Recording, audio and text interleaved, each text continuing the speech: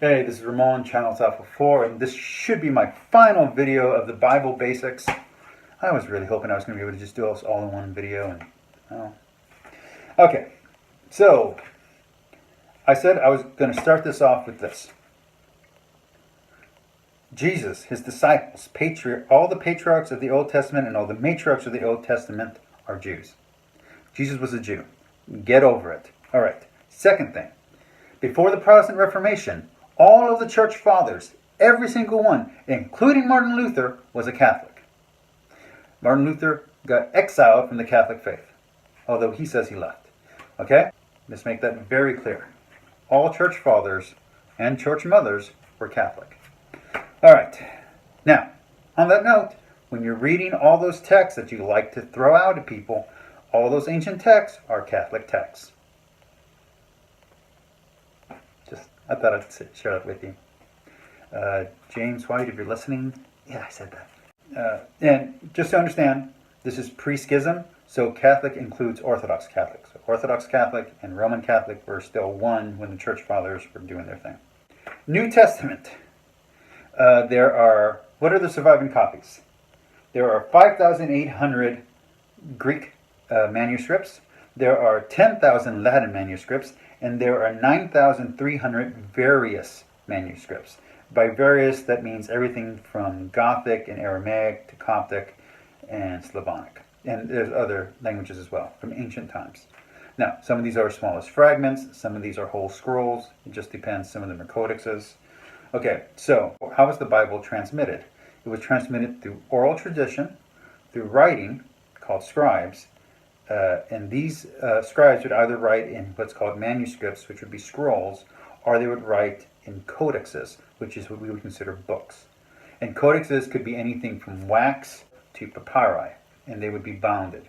And they could even be sheepskin. I mean, they could be anything.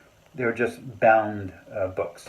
Okay, this is all pre-paper. Just be clear. Post stone tablets. So there are no stone tablets of any of this stuff. That's as far as I know. If there was one, that'd be awesome. Methodologies for understanding it. You have source, form, redaction, and tradition. So, if you want to do some critical methodology, you want to look at the source of the text that you're reading, which means, is it a manuscript? Is it from Germany? Is it, what language is it in? Who was writing it? That's that. The form, the style, how it was written, the language, whether or not it had punctuation or not. By the way, ancient texts, no punctuation, no capital letters, just being clear. Okay, redaction, is there stuff missing?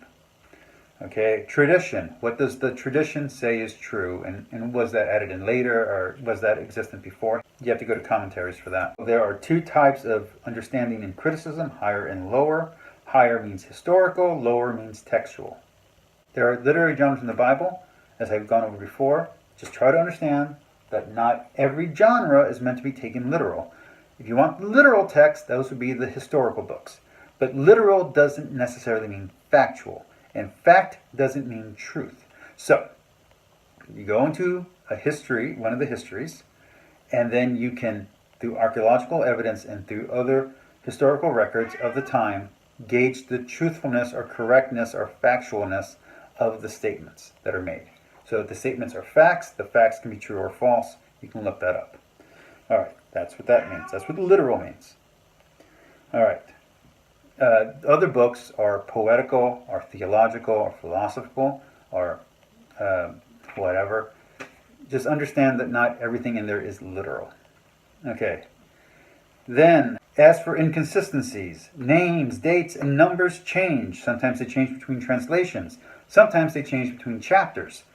Sometimes they change between gospels, between books.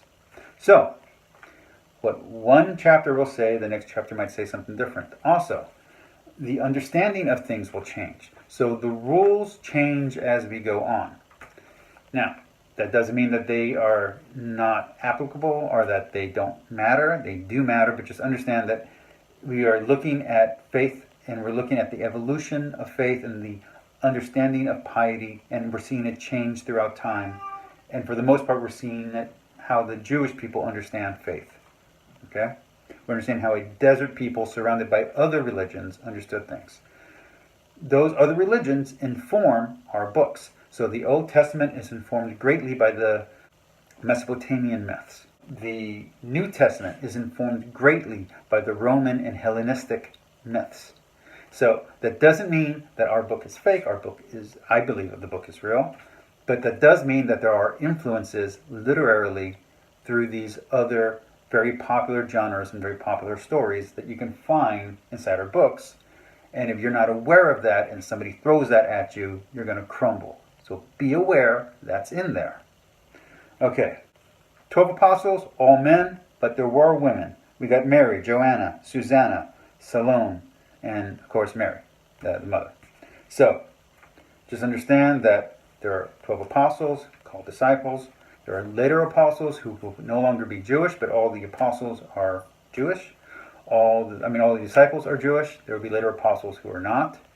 And understand that Saul, Paul, whatever you want to call him, wasn't around while Jesus was doing his thing. He comes later. He might have been alive, but he didn't meet the man in person until after his death. I know. Okay, so lastly but not least, Revelations.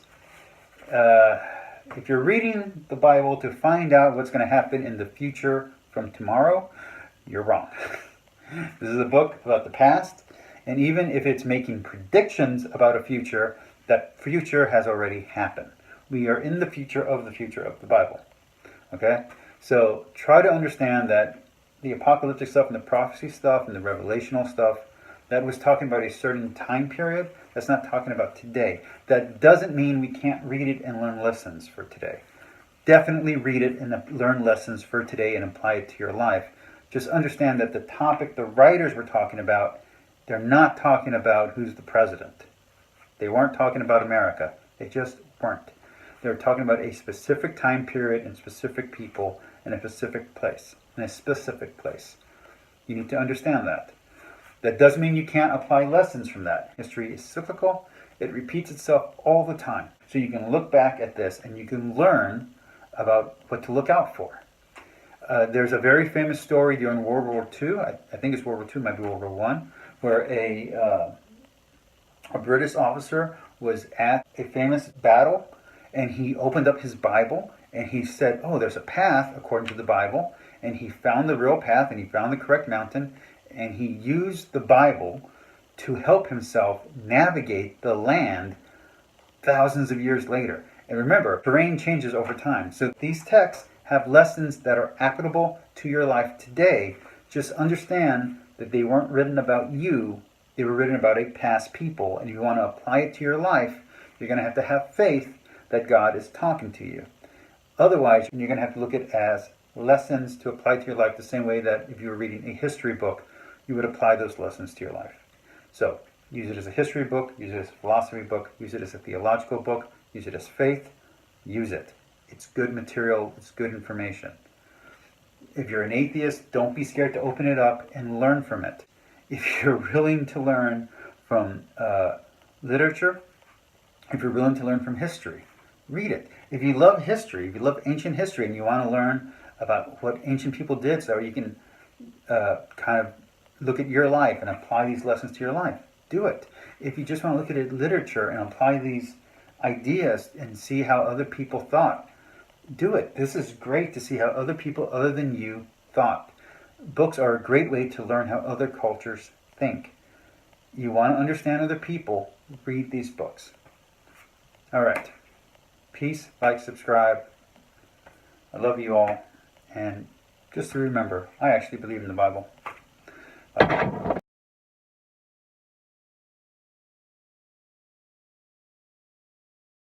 Now, I hope you like St. Jerome. I hope you like Augustine. If you like Augustine, that'd be great. If you like Paul, who else could you like? That would be just understand they were Catholic. All right.